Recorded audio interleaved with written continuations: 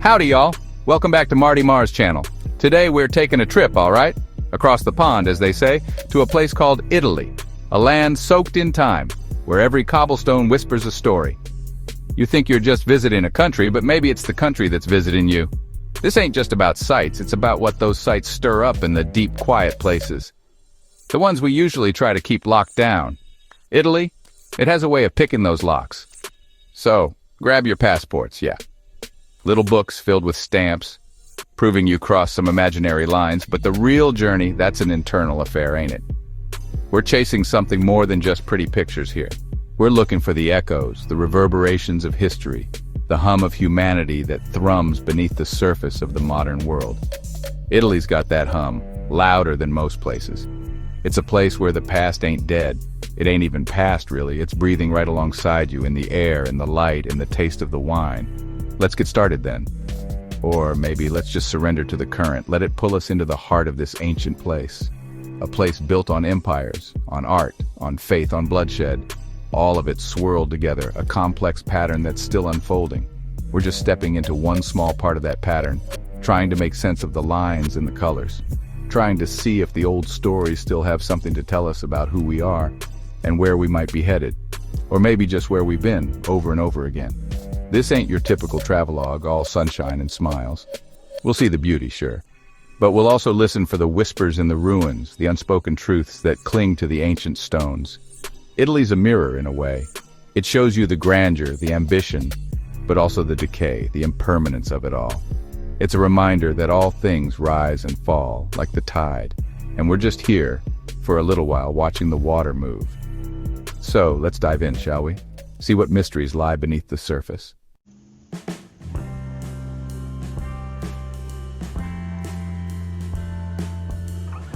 Rome.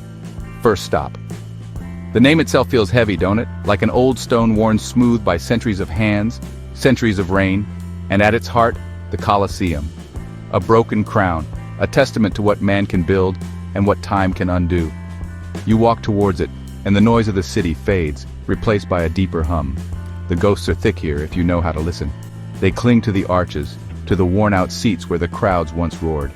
Imagine the dust, the blood, the roar of 50,000 souls, all baying for spectacle, for distraction. Gladiators down there on the sand, fighting for a life that wasn't really theirs to begin with. Pawns in a game played by emperors and senators. A game as old as time itself. Power, control, the mob, it all played out here under the Italian sun. And what's changed, really? The arenas look different now, maybe. But the hunger for the show, for someone else's struggle to divert us from our own, that's still there, ain't it? You touch the stone, cool and ancient, feel the vibrations, the echoes of chariots, the clang of steel, the silence after the kill. It's a monument to human cruelty, sure, but also to human endurance, to the sheer stubborn will to build something that outlasts us. Something that tells a story long after the storytellers are gone. The scale of it, it tries to make you feel small. And maybe that's the point. To remind us that empires crumble, that even the greatest monuments eventually return to dust. A lesson in humility, etched in travertine. They say all roads lead to Rome. Maybe they do. Or maybe all roads just lead back to the same fundamental questions. Who are we? What are we doing here? What's the point of all this striving, all this building, if it all ends up like this? A magnificent ruin, beautiful in its decay. The Colosseum doesn't offer easy answers. It just stands there, a silent witness, watching the sun rise and set day after day, century after century, waiting.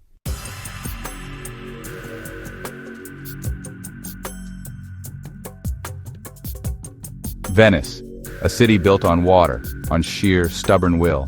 These canals are the veins, the lifeblood of this place, reflecting the crumbling grandeur of palazzos. A gondola ride seems like a tourist trap.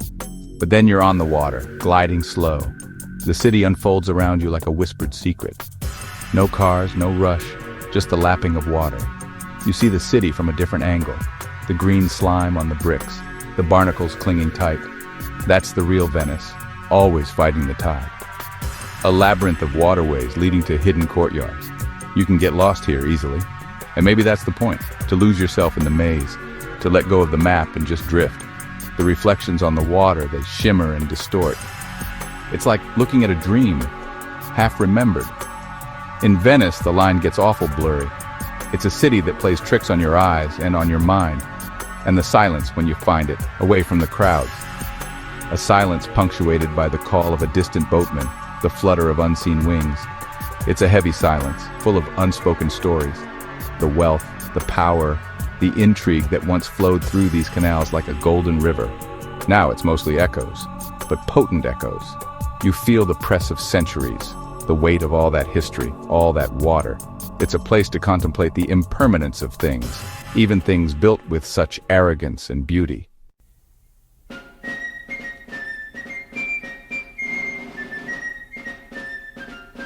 Florence? Yeah, you feel it when you arrive. It ain't just another dot on the map. There's a weight here, a density to the air. It's like the past ain't really past, just layered. You walk these streets, these narrow passages, and you're brushing shoulders with ghosts. Ghosts of artisans, bankers, poets, men who looked at a slab of rock and saw an angel trapped inside, or who stared into the abyss of human folly and tried to make some sense of it with ink and parchment. This city, it was a crucible where the old world burned away and something new, something luminous was forged. You can still feel the heat, if you pay attention. The Arno River cutting through the city like a slow, deliberate thought. It's seen it all, that water, reflecting the ambitions, the triumphs, the quiet despairs of centuries. The Ponte Vecchio, shops clinging to its sides like barnacles, a testament to commerce and survival. A bridge not just over water, but over time itself. You lean on the stone balustrades, watching the current, and you wonder about all the eyes that have looked upon this same scene. What they were searching for, what they found. It's a mirror, that river, showing you not just the city, but maybe a piece of yourself you didn't know was there, lost in the ripples.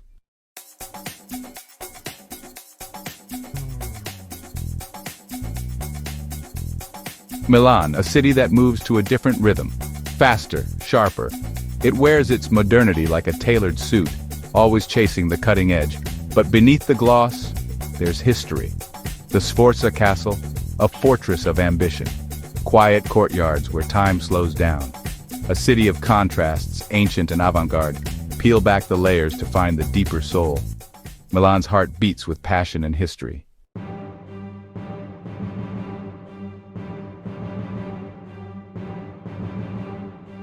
Naples. This city, it's got a pulse you can feel in your teeth. Raw, chaotic, unapologetically alive. It ain't polished, ain't trying to be, it just is. And always, always there's Vesuvius. Looming. A silent, brooding presence on the horizon. A constant reminder of the thin crust we all walk on. The fire simmering just beneath the surface. It shapes the Neapolitan character, I think. That awareness of impermanence, of the potential for sudden, catastrophic change, makes people live a little louder, a little harder maybe. Live for the moment, because who knows what tomorrow brings from that mountain. And because of that mountain, you got Pompeii. Just a short ride away, but a world away in time. A city frozen in ash, a snapshot of Roman life interrupted mid-sentence. You walk those stone streets, worn smooth by chariot wheels and sandals, and the silence is deafening. You see the outlines of bodies caught in their final moments. Mundane activities turned into eternal tableaus of terror and resignation. It's not just ruins. It's a wound in time. A place where the veil between then and now feels incredibly thin. You can almost hear the echoes, the chatter, the daily grind before the sky fell.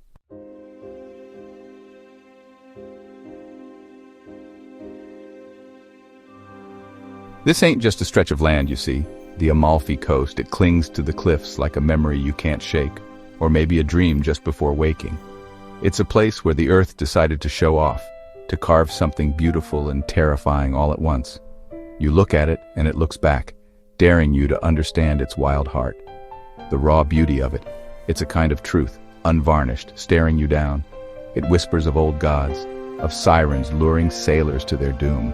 A beauty that's got teeth, you understand? It's a precipice, both literal and metaphorical, where the soul teeters on the edge of something vast. The road here, it's a ribbon of asphalt, unfurled with a kind of malicious grace, a serpent coiling through the rock. Every turn, a gamble, a prayer whispered under your breath. You're suspended between the azure ambition of the sky and the deep, indifferent blue of the Tyrrhenian Sea. The colors, they ain't just colors, they're moods, primal states of being. One minute it's all sun-drenched hope, the next a shadow falls, and you feel the ancient weight of the stone. It's a dance with gravity, a constant negotiation with the edge, and in that tension, there's a strange kind of peace, a focus that burns away the trivial.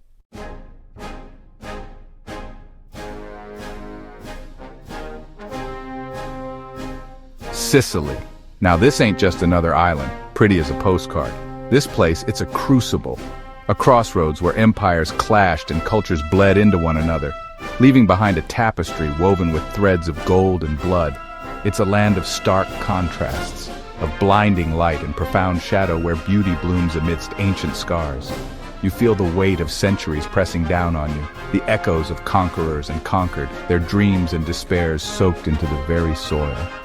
It's a place that's seen it all, felt it all, and wears its history not like a jewel, but like a complex, intricate tattoo.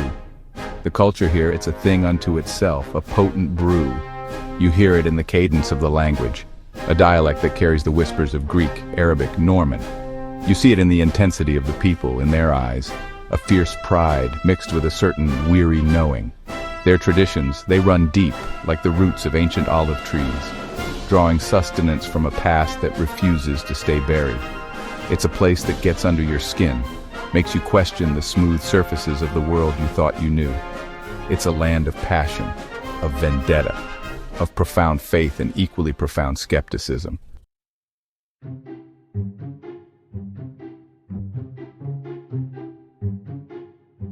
Tuscany. The name itself, it paints a picture, doesn't it? It ain't just a region, it's a state of mind, a yearning for a certain kind of light, a certain kind of peace. The hills, they roll like the waves of a gentle green ocean, sculpted by centuries of human hands and the patient artistry of nature. The light here, it's different, softer, imbued with a golden hue, as if the sun itself lingers a little longer, reluctant to leave such beauty. It's a landscape that feels both ancient and eternally young, a place where every vista is a masterpiece, composed with an effortless grace. The countryside, it unfolds before you like a well-loved story. Those cypress trees, dark sentinels standing guard along winding roads, pointing towards the heavens, or maybe just marking the boundary between one perfect field and another. The patchwork of vineyards and olive groves, the ochre-colored farmhouses with their terracotta roofs, all nestled into the folds of the land. There's an order to it, a harmony, but it's not a sterile order. There's a wildness at its edges, a sense that nature is always there, just beneath the surface, powerful and untamed.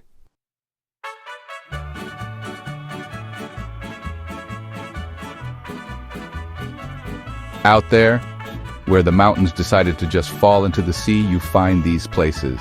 Cinque Terre, they call it. 5 lands.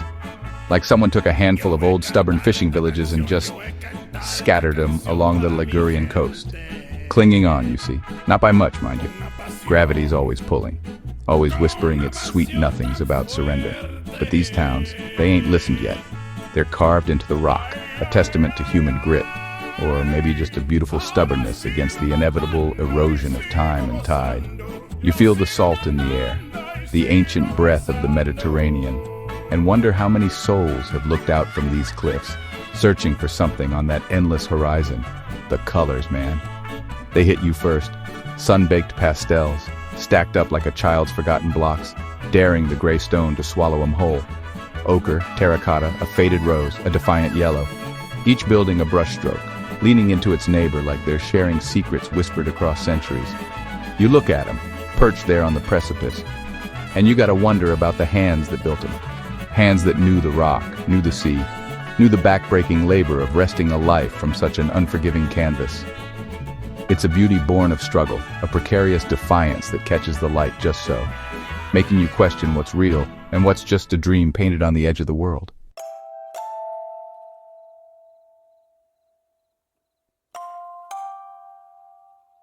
Bologna. Rolls off the tongue, don't it? Gotta wait to it. A city of nicknames, each one peeling back another layer of its skin. La Dotta, the learned, La Grassa, the fat, La Rosa, the red. You feel it when you arrive, this density of history, like the air itself is thick with stories, with the dust of ages. It ain't a flashy place, not at first glance. It's got a sturdy, grounded feel, a sense of knowing what it is, and not needing to shout about it. A quiet confidence that comes from centuries of being a crossroads, a crucible of ideas and appetites, a place where the mind and the belly are equally revered. La Dota, the learned, home to the oldest university in the Western world. Think about that.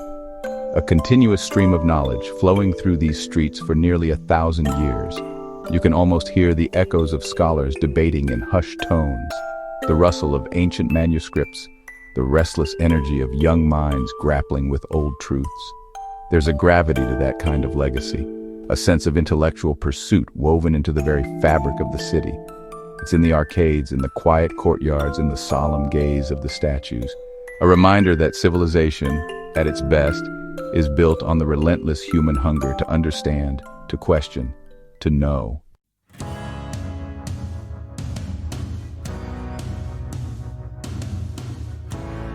Verona. The name itself hangs heavy in the air, doesn't it? Weighted down by poetry, by the ghosts of doomed lovers. Shakespeare, he knew a thing or two about the human heart, about the way passion can curdle into tragedy. And he chose this place, Verona, as the stage for his most famous tale of woe. You walk these streets and you can't help but feel it, that lingering echo of a story that seeped into the very stones, a narrative that's become more real than reality for so many. It's a city forever linked with a fiction, a place where imagination has shaped perception for centuries. Romeo and Juliet, star-crossed, they called them, a story that's been told and retold in every language, on every stage. It taps into something primal, that fascination with love that burns too bright, too fast, destined to be extinguished by the cruel machinations of fate or family. People flock here searching for something, a connection to that passion, perhaps. A validation of their own romantic notions, or maybe just to stand in a place where such a powerful story was set, to breathe the air that supposedly filled the lungs of those tragic figures. The myth, it's a powerful current pulling people in.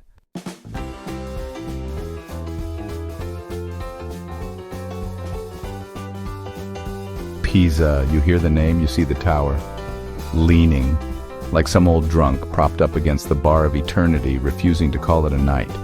They say it started tilting before they even finished the third story, a flaw in the foundation, a misjudgment of the earth beneath. Or maybe, just maybe, it was meant to be, a cosmic joke etched in marble, a testament to the universe's indifference to our grand designs. We build our monuments to perfection, to permanence, but the ground shifts, time erodes, and all our straight lines eventually find their curve. It's a slow, inevitable surrender, this lean. That tower, it ain't just a building, it's a metaphor, ain't it? For every grand plan gone slightly askew, for every ambition that met an unforeseen obstacle. They kept building though, century after century, adding layers, trying to correct the uncorrectable. Stubbornness or faith? Hard to tell the difference sometimes. Each block of marble, a prayer whispered against the pull of the earth. It stands there, a monument not just to architecture but to human persistence, or perhaps our inability to admit when we're beat. A silent, centuries-long argument with gravity itself.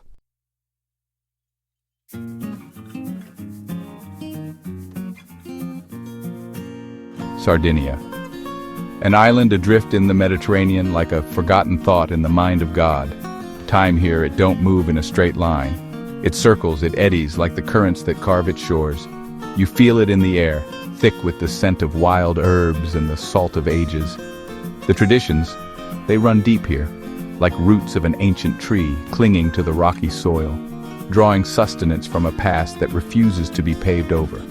They're etched into the faces of the people, into the rhythm of their lives. The Nuragic civilization, shadows in the stone. Those conical towers, the Nuragi, they dot the landscape like ancient brooding sentinels. Thousands of them, silent witnesses to rituals and beliefs we can only guess at. What gods did they worship? What fears did they try to appease by piling stone upon stone, reaching for a sky that offered no easy answers? We dig, we speculate, we write our papers, but the truth remains elusive, buried under layers of time and silence. It's a humbling thing to stand before something so old, so enigmatic.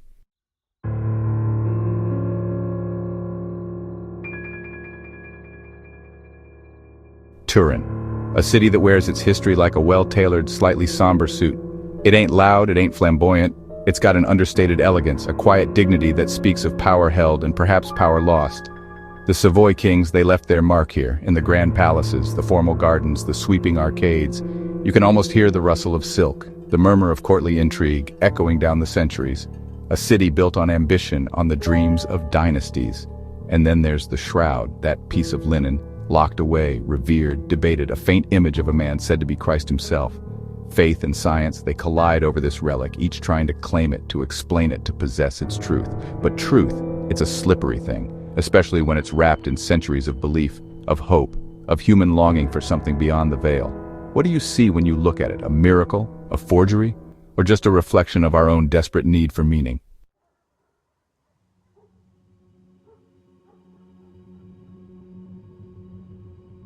All right, so now we drift into Genoa, La Superba, they called her, the proud one. And you feel it, man, in the air, thick like the brine off the Ligurian Sea. This ain't just some port town, it's a story etched in stone and salt water, a testament to the relentless human itch to conquer, to trade, to build something that outlasts the flesh. You walk these narrow corruggi, these alleyways, and you can almost hear the ghosts of doges and merchants, their ambitions still clinging to the ancient walls, whispering of fortunes made and lost, of empires that rose from the waves and then, like all things, eventually receded back into the endless blue. It's a heavy place, heavy with history. This city, it wore a crown woven from sea foam and iron will. For centuries, Genoa was a maritime republic, a power that wrestled with Venice, with Pisa, with anyone foolish enough to challenge its dominion over the trade routes. Imagine the courage, or maybe the desperation, it took to push off from these shores into the unknown, chasing spices, silks, or just a different version of tomorrow. The whole damn Mediterranean was their backyard, their chessboard, and the pieces, well, they were ships and men, lives gambled on the turn of the tide and the whims of the wind. It's a stark reminder, ain't it? That progress power, it's all bought with a certain kind of currency, often paid in full by those whose names are forgotten.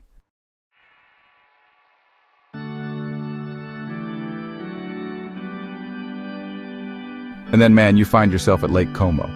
It's a different kind of water here, not the wild, untamed ocean of Genoa, but something more contemplative. Glacial, they say, carved out by forces that make human history look like a blink. This lake, it's like a shard of fallen sky nestled amongst the Alps, reflecting the peaks and the clouds, and maybe, if you look hard enough, reflecting something back at you too. There's a stillness here, even with the ferries gliding across its surface. A deep, ancient calm that seeps into your bones. It's the kind of place that makes you consider the passage of time, not in years, but in epochs. The air itself feels different, cleaner, sharper. The views, well, they're the kind that poets try to capture and painters chase, but they always seem to slip through your fingers, too grand, too ethereal. Little towns cling to the shorelines, their stone houses like weathered jewels scattered at the foot of giants. Bellagio, Varenna, Menaggio, names that roll off the tongue like water over smooth stones. Each one with its own pace, its own secrets, its own particular way of watching the light change on the lake's surface. It's a landscape that demands a certain kind of quiet, a certain kind of attention. You don't just look at Lake Como, you absorb it.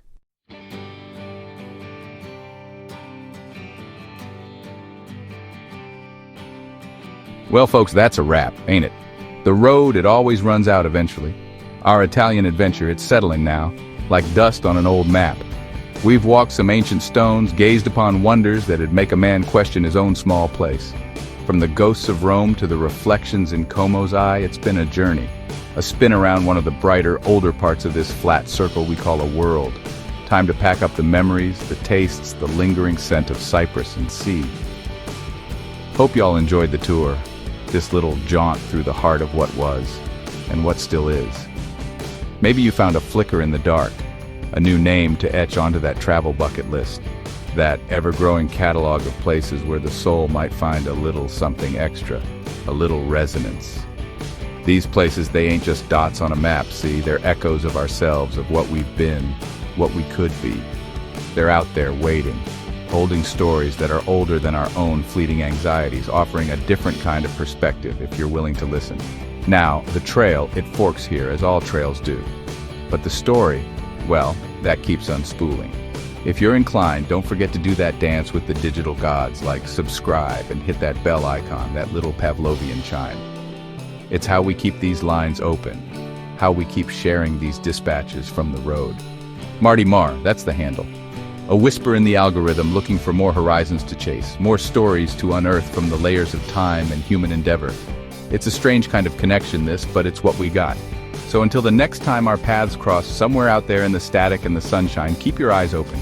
Keep wondering, the world's a damn big place full of shadows and light, and there's always another story just around the bend, another mystery waiting to be unraveled, or at least pondered for a while. Take care of yourselves out there. See y'all next time when the road calls again, and we see where the currents or the algorithms decide to take us. Keep the faith or don't, just keep moving.